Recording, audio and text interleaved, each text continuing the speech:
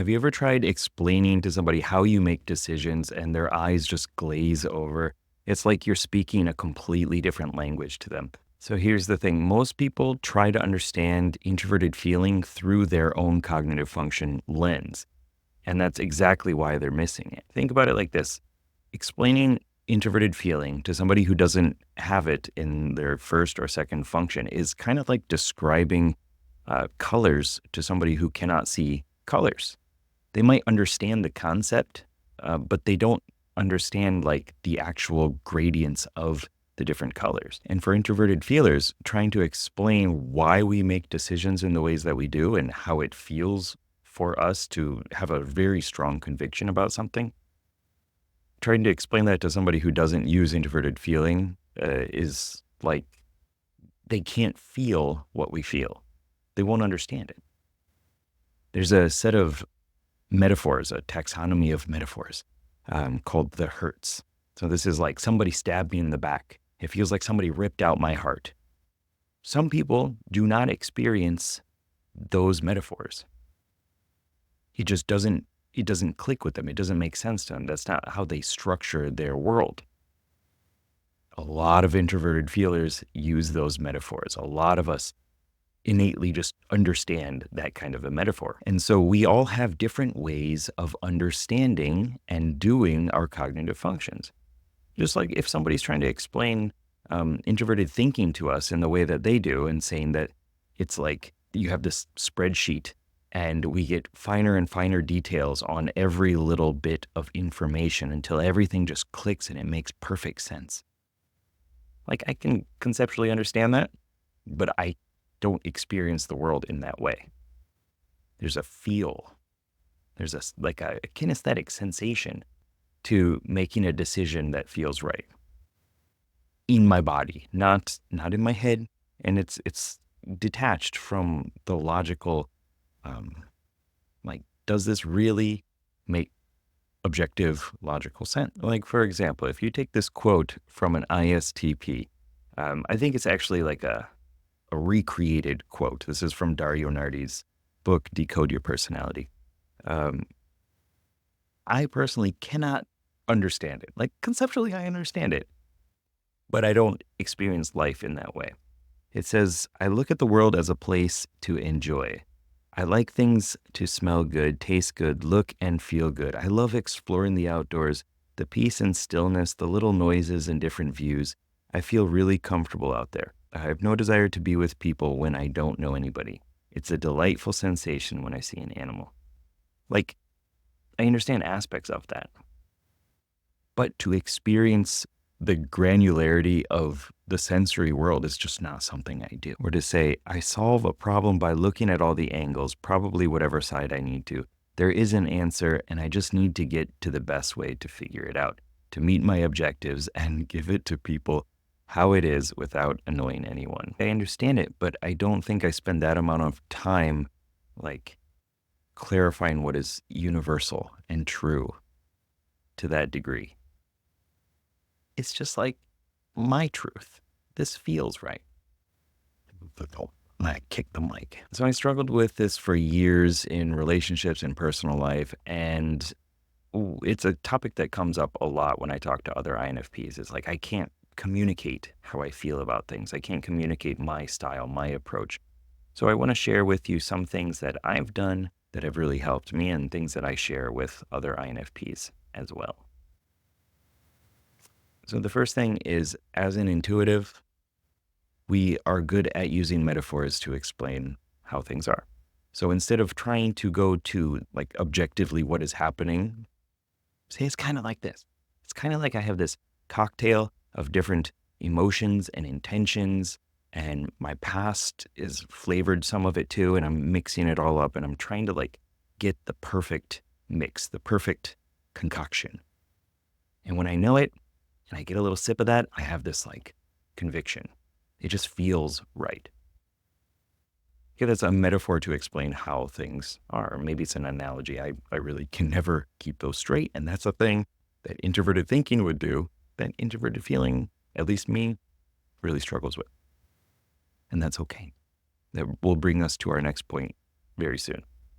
Another metaphor that I often use is like, it feels like there's just this solid like pillar that like maybe turning gears or something like that. And once I know exactly what I want, it just solidifies and I can't be moved. So find the ones that work for you.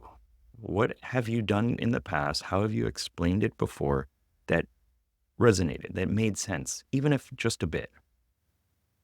Use more of that. Tweak it again next time you do it. It's not like it's a one-time thing, right? And everybody's going to be a bit different too, but play with it that way. Use your extroverted intuition to bounce off of ideas and find a way to get to the meaning that you want to convey. The second one is to explain things in their own language, the other person's language. So if you know that they are a TJ type, ESTJ, ENTJ, ISTJ, INTJ, then you can explain it in a more like cause and effect methodology. Or these are the results. Like, okay, I made this decision and this is what happened and it was good. Things felt right. Things were aligned. We got to do this other thing. These were the results that we got. It might not be as like pretty and easy to convey, but that's fine too. For the TPs, make sure that you like, if you can sprinkle in some statistics, if you can sprinkle in your own mental model for how it works, that'll help. The SJs, bring out something from the past, explain like a decision that you made before in the past and how it worked out. And that's why you went with what you did. I like this kind of food. I've been there before and this is why I did it. NPs, analogies, metaphors, those are fine. Same with NJs, you can bring those out too. And FJs, what's the impact of these decisions on other people? How do the other people feel about it? And, what did you consider? Who did you consider as you made that decision? Most of the time, they're probably going to say you're just making up excuses.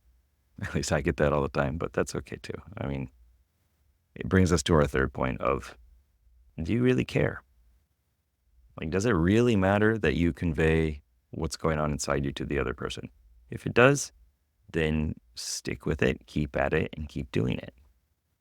If it's really that important, then you will find a way. If you say it and they say, oh, suck it up, get out of your emotions, get out of the clouds, or they make some sort of like derogatory remark, then there are other things that they can do. I was going to list off a bunch of profanities, but, it doesn't really matter. Like, let them live their own life, take the higher ground, and you'll be fine. And to ground this in practical steps, you can list out the best decisions that you made, list out the worst decisions that you've made. Don't dwell on those. Look at the positive ones and figure out why they went well. Why do you make the choices that you make? Is it kinesthetic feeling? Did somebody say something? Did you hear a voice inside your head and then you had a visual and then you had this feeling that everything was right and that's why you made the decision? That helps you understand your process better.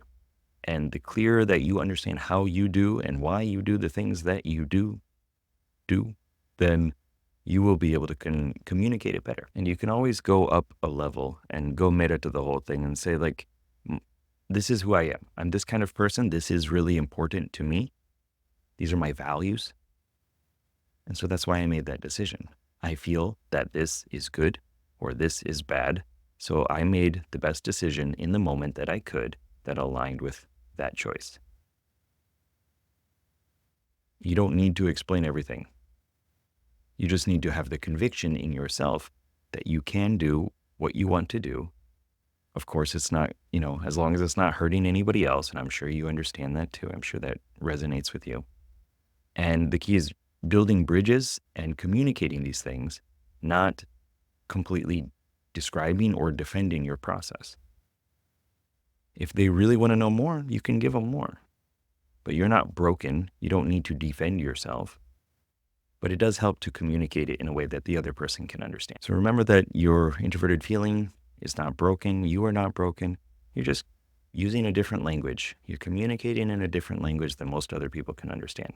And if you want to understand more about how I see introverted feeling based off my introverted experiences, my experiences as an INFP, you can check out these two videos over here. There are two different analogies that will help you understand introverted feeling more.